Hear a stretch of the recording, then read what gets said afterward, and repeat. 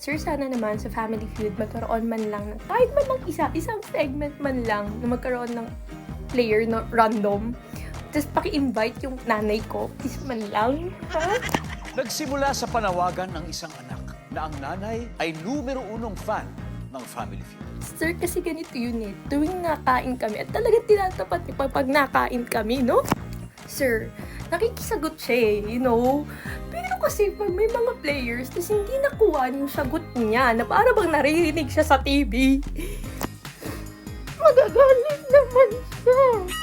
Tapos kanina niya ibubugtong yung galit niya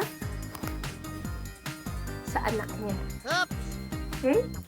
Sir, kunin niyo na siya.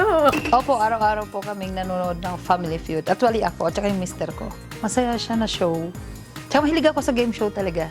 Nagagalit daw kayo sa inyong mga anak kapag mali ang sagot ng contestants? Hindi, minsan may contestant kasi na na madali ba yung tanong ni Dingdong? Minsan naman may mahirap. Pero pag madali kasi, ay, hindi niya naisip yung ganun, kainis, ang ganun. Sayang. At sa ika-1,000 episode ng aming programa, tutuparin namin ang hiling ni Nanay Elsie. Magsasagot kami kay Dingdong, ganun?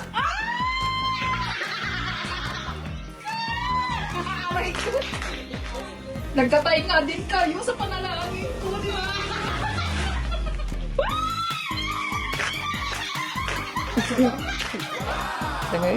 Super excited. Super excited po talaga. Super excited. Oh. Kaya lang, super excited baka hindi na ako makasagot mamaya. Anong masasabi niyo naman po pag na-meet niyo mamaya si Sir Dingdong? Thank you sa pag-invite nyo dito sa amin, sa iyong buong team. Thank you po. Yun, nagsasabihin ko talaga sa kanya.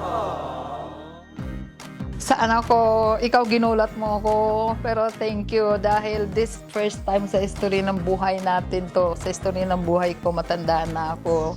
Parang yung dream ko, simula nung napanood ko tong Family Feud, wish ko na nandito na talaga ako dahil sa iyo. Thank you, Mavic. I love you. Ang natupad na kahilingan ng isang loyal kapuso, abangan sa 1,000th episode ng Family Feud.